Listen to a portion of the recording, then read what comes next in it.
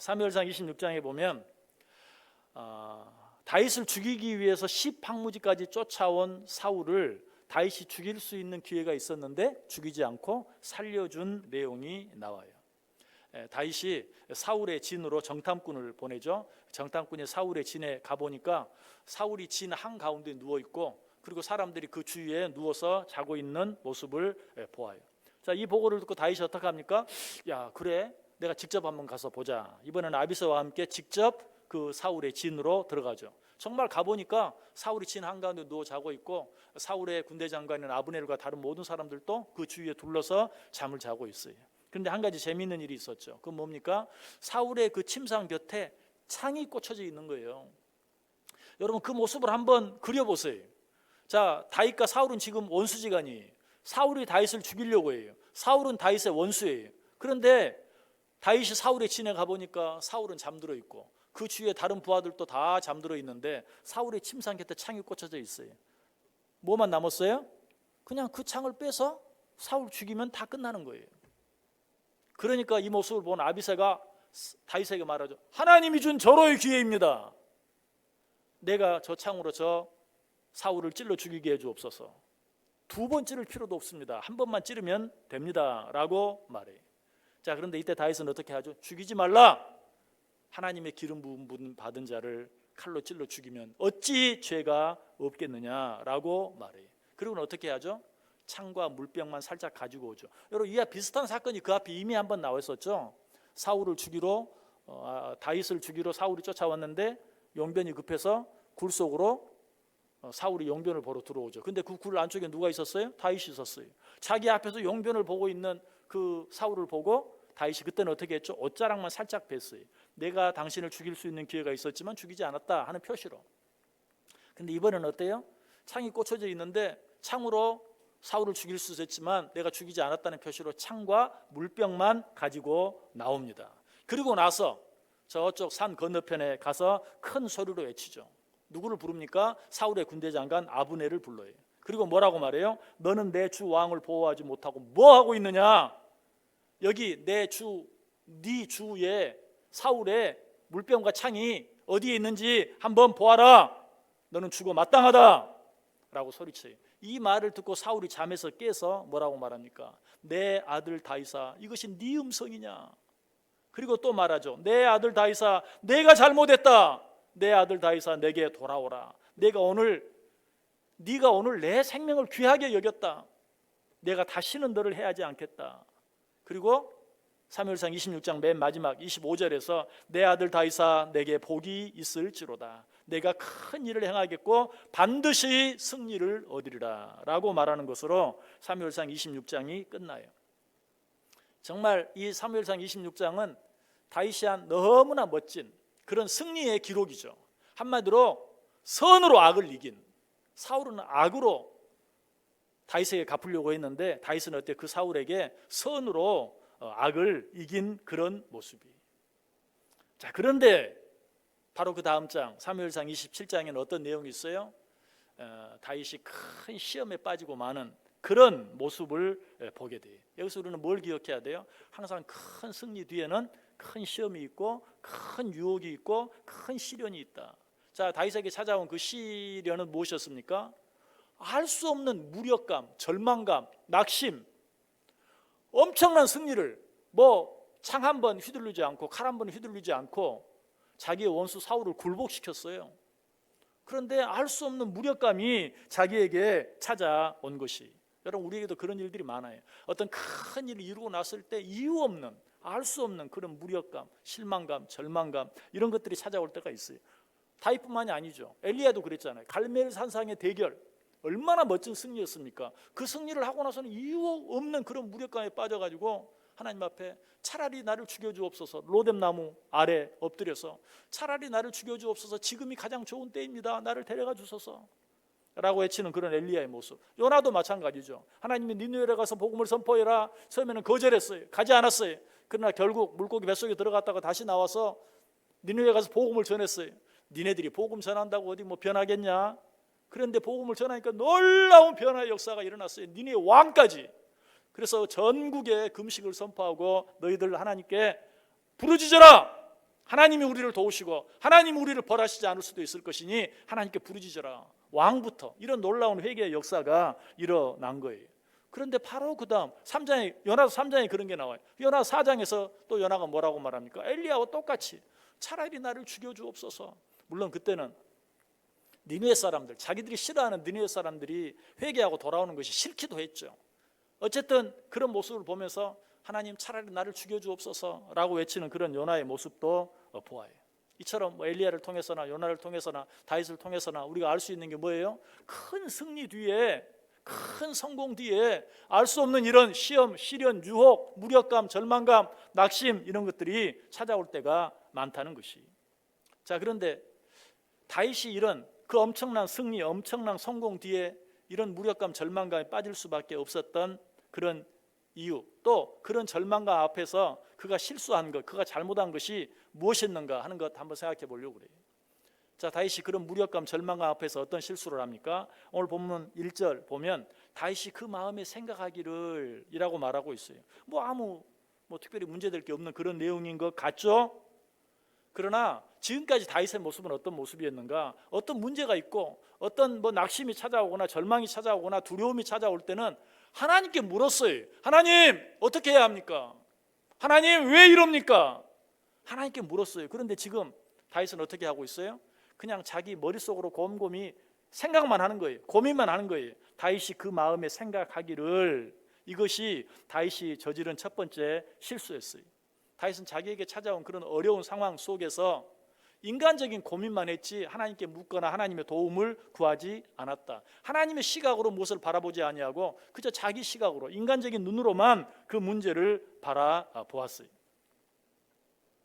한마디로 말하면 선지서 시대에 우리가 그 표현을 빌린다면 그냥 자기 속에는 좋은 대로 사람들이 행했죠. 지금 다윗도 자기의 경험, 자기의 지식, 자기의 모든 것들에 근거해서 지금 이 상황이 어떤 상황인가, 이런 상황 속에서 내가 무엇을 해야 하는가 하는 것만 생각하고 있다는 것이, 그런 다윗의 모습을 실제로 오늘 본문 뒤에 나오는 사무엘상 28장, 29장 보면 그 어디에서도 정말 다윗에게 정말 힘들고 어려운 상황이 계속되는데도 어디에도 하나님께 물어보는 경우가 없어요.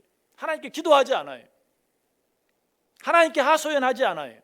그리고 30장에 가서야 비로소 하나님을 찾는 모습이 나오는데, 그때는 이미 우리가 너무나 잘 아는 다윗과 그의 군대들의 모든 가족들이 다 끌려가 버리고 난 후에,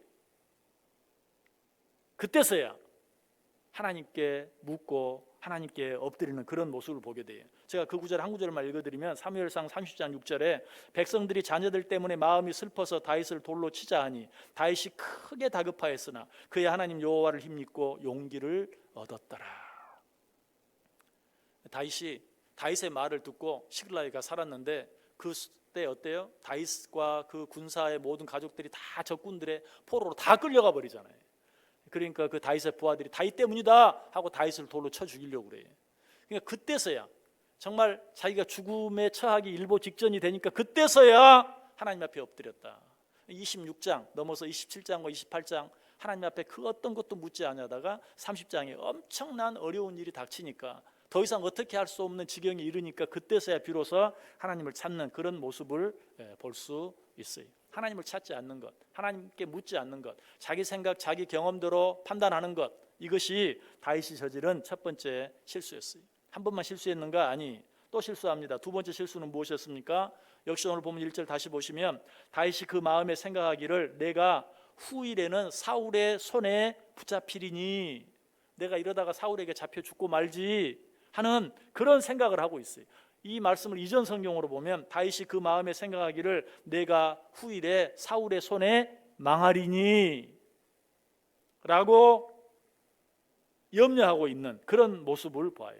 여기 나타난 다윗의 두 번째 실수는 뭡니까? 어떤 무력감과 절망감 앞에서 낙심하고 있어요. 비극적이고 비관적이며 부정적인 그런 생각에 빠져 있는 것을 보아요.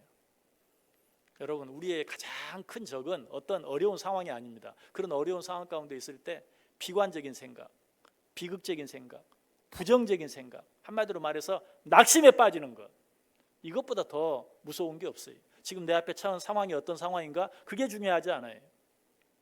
그런 일들을 바라보면서 부정적인 생각에 빠지는, 낙심하는 것, 그것보다 더 무서운 것은 없어요.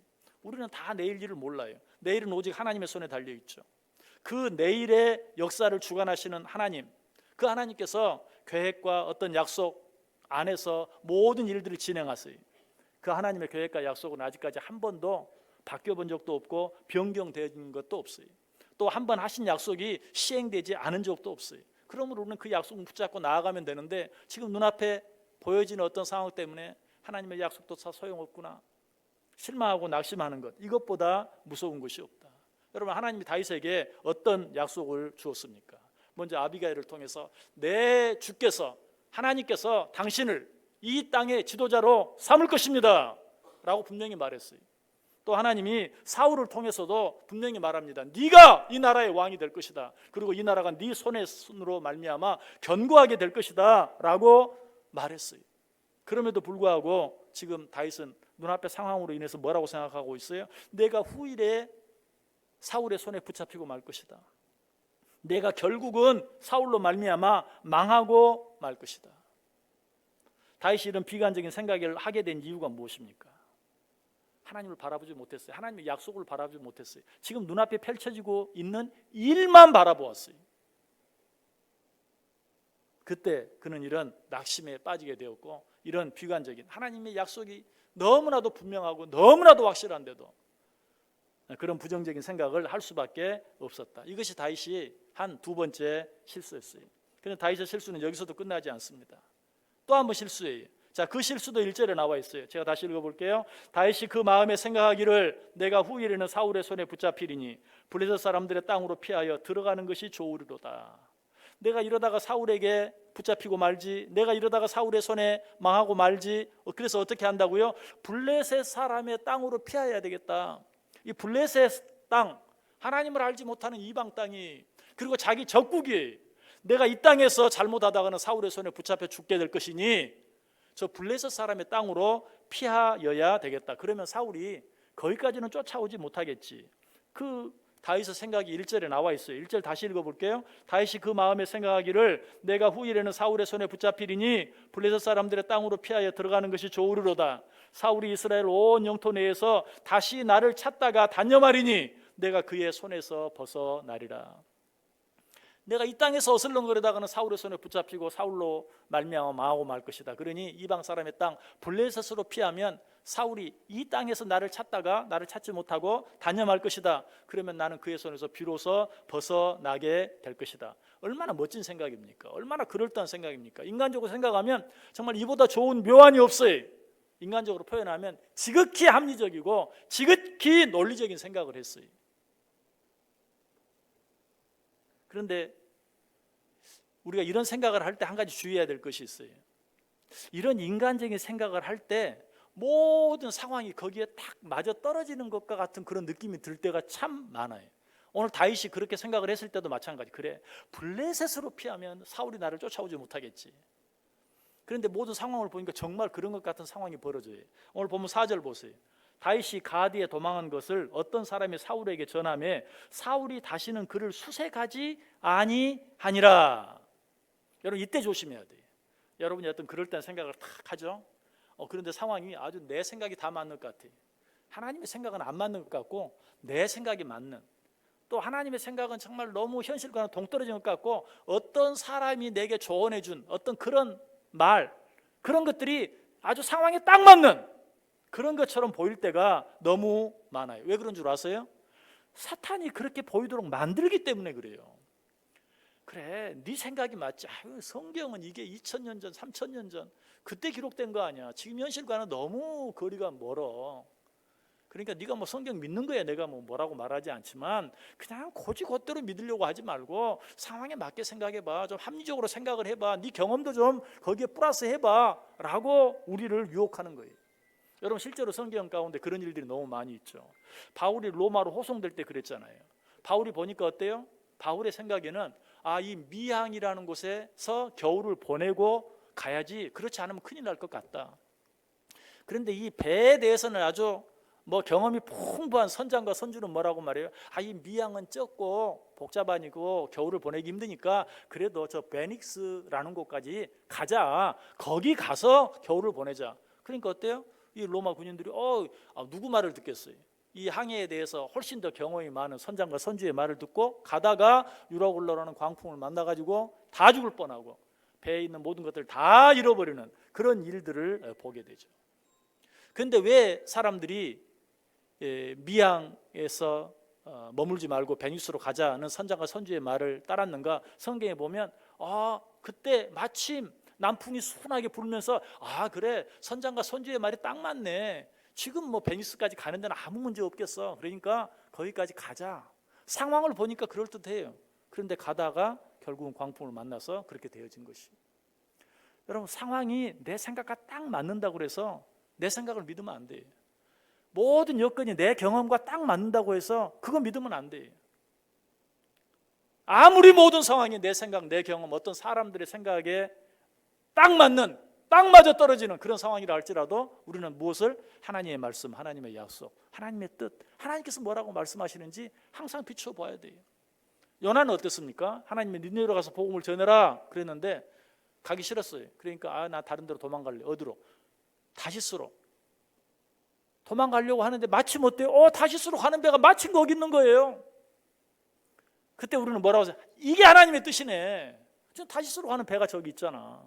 그러나 그게 하나님의 뜻이었습니까? 아니, 하나님의 뜻은 니느웨로 가는 것이었고 모든 상황은 다시스로 가는 것이 딱 맞는 것처럼 보였지만 그건 하나님의 뜻이 아니었어요. 결국 그도 어때요?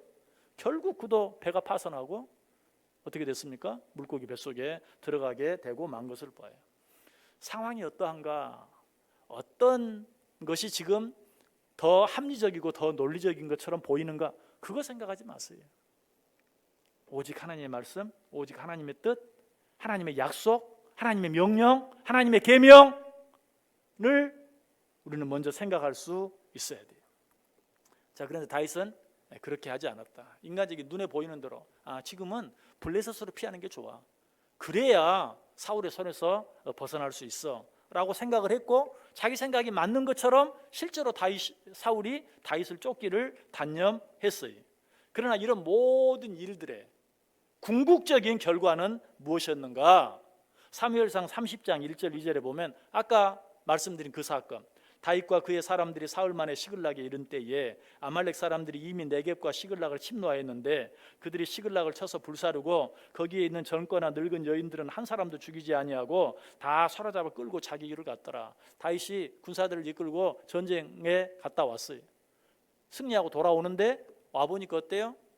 모든 자기 살던 동네가 다 약탈당하고 자기 가족들이 다 포로로 끌려가 버리고 말았어요.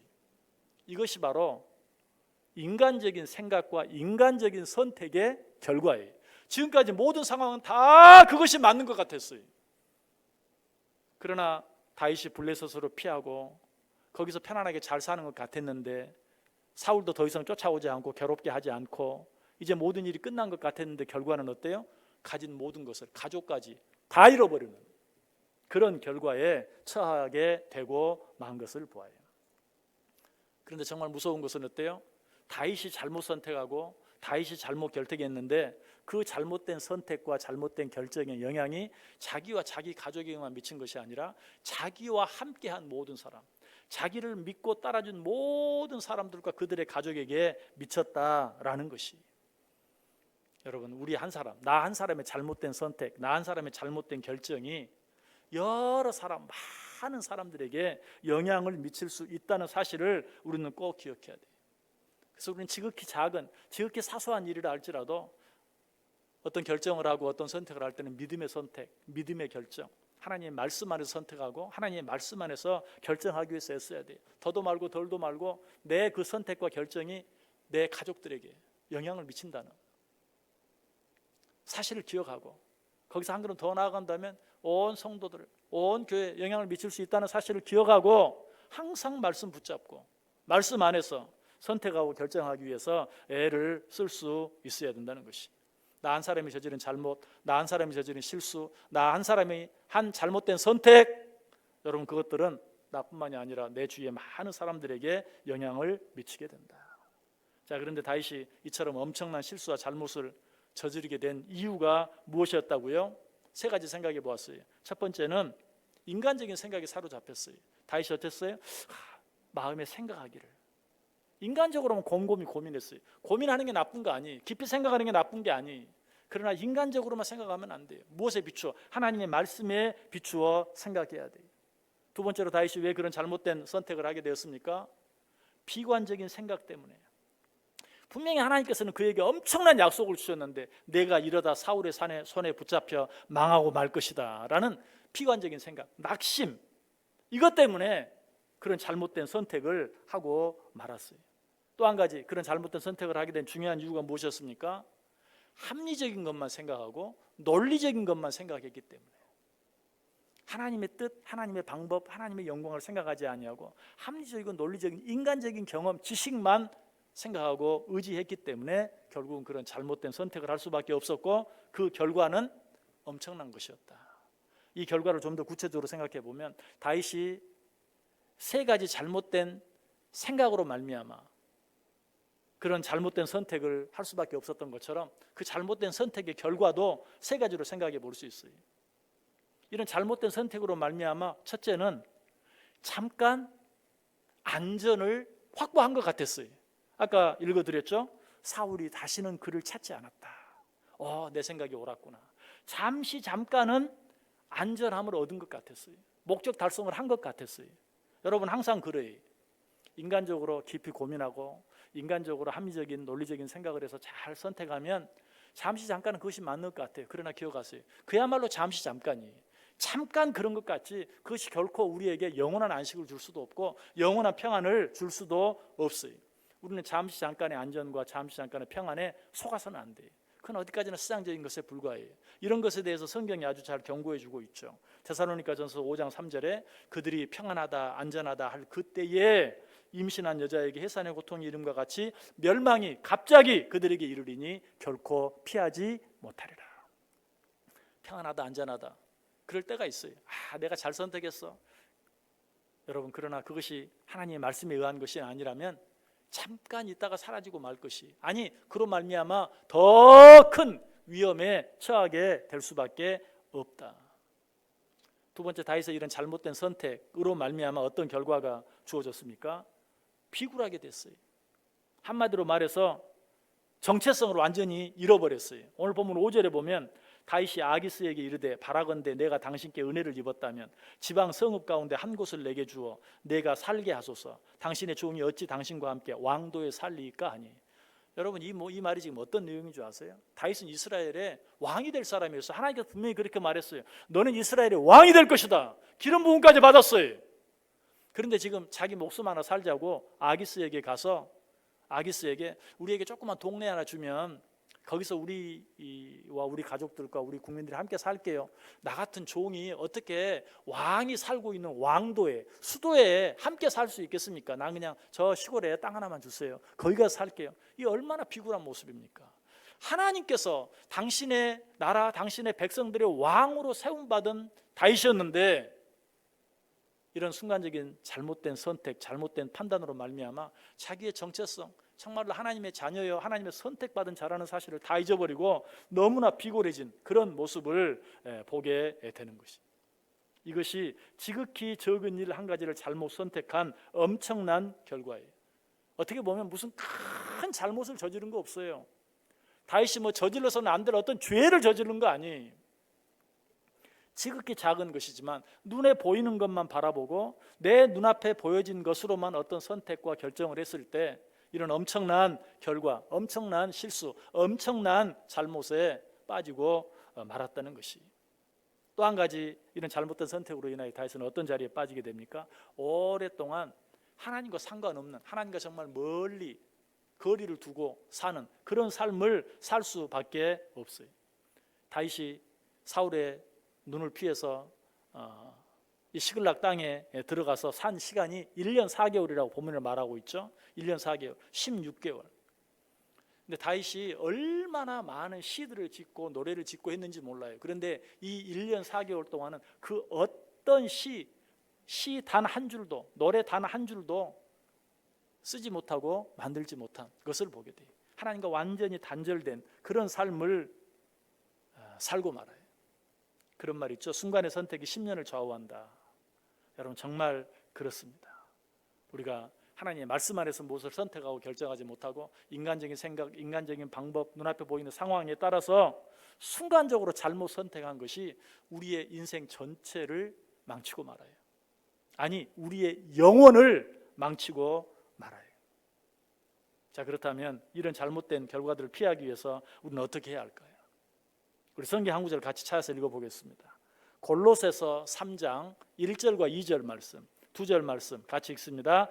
그러므로 너희가 그리스도와 함께 다시 살리심을 받았으면 위의 것을 찾으라. 거기는 그리스도께서 하나님 우편에 앉아 계시느니라. 위의 것을 생각하고 땅의 것을 생각하지 말라. 여러분들이 어떤 잘못된 선택, 어떤 잘못된 결정 하지 않기를 원하십니까?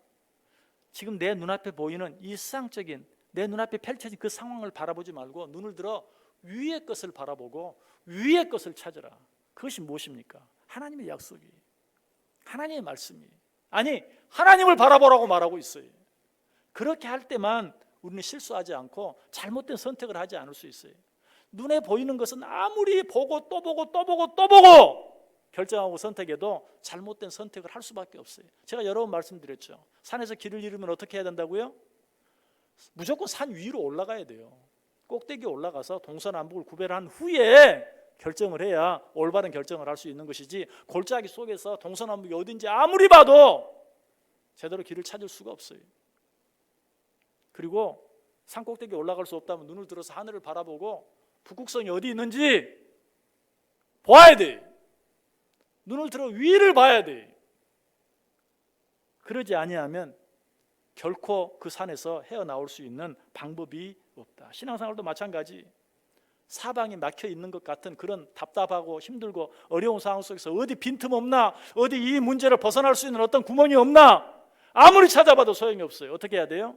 사방이 막혀 있는 가운데도 항상 위는 뚫려 있다는 사실을 기억하고 하나님을 바라보고 하나님께 부르짖고 하나님께 기도할 수 있어야 돼요. 그렇게 할 때만 우리는 실수하지 아니하고 올바른 선택을 할 수 있고 올바른 결정을 할 수 있다라는 것이. 다윗은 이 사실을 깨닫기는 깨달았어요. 그런데 언제? 너무 늦게 깨달았어요. 모든 걸 다 잃어버리고 난 후에서야 깨달았어요. 그리고 그때서 어떻게 합니까? 깨닫고 그때서야 위를 바라보죠. 우리 성경 다시 한번 같이 읽어볼까요? 사무엘상 30장 7절과 8절 말씀 우리 같이 읽습니다. 다윗이 아히멜렉의 아들 제사장 아비아달에게 이르되 원하건대 에봇을 내게로 가져오라. 아비아달이 에봇을 다윗에게로 가져가며 다윗이 여호와께 묻자와 이르되 내가 이 군대를 추격하면 따라잡겠나이까 하니 여호와께서 그에게 대답하시되 그를 쫓아가라. 내가 반드시 따라잡고 도로 찾으리라. 에봇을 내게 가져오라. 무슨 말이? 에봇은 하나님 앞에 나아갈 때 입는 옷이.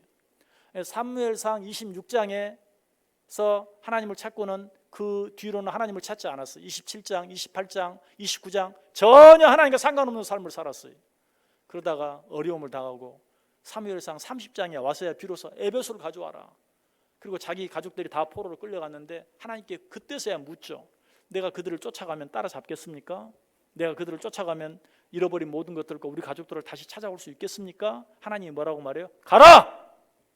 잡을 수 있을 것이다. 찾아올 것이다. 쫓아갔어요. 어때요? 하나님의 말씀대로 다시 찾아오게 된 것을 보게 돼요.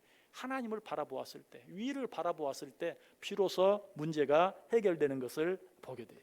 여러분 어떻게 하시겠습니까? 뭘 바라보며 살겠어요? 그냥 눈앞에 있는 현실, 아무리 조심하고 또 조심하고 아무리 신중하고 또 신중해도 소용없어요. 그것보다 눈을 들어 위를 바라보고 하나님의 약속 바라보고 하나님께 묻고 하나님의 뜻을 구하고 하나님께 기도하고 그렇게 할 때만 비로소 우리는 옳은 선택, 옳은 결정을 할 수 있다. 다시 한번 말씀드려요. 순간의 선택이 10년을 좌우해요. 아니, 순간의 선택이 여러분의 남은 인생 전체를 좌우해요. 아니, 순간의 선택이 여러분의 영혼을 좌우하는 것 믿으시기 바랍니다. 그래서 하나님의 말씀 붙잡고 살아갈 때 여러분의 삶이 실수와 잘못된 선택으로 말미암아 낭비하는 삶이 아니라 하나님의 뜻으로 말미암아 날마다 승리하는, 잠시 잠깐의 안전, 평안, 행복이 아니라 정말 영원한 누구도 빼앗아갈 수 없는, 내가 주는 평안은 세상에 주는 것과 같지 아니하다 라고 말씀하신 그 평안, 누구도 빼앗아갈 수 없는 평안, 기쁨, 감사, 행복이 여러분의 삶 속에 넘쳐날 수 있기를 주님의 이름으로 간절히 축원합니다.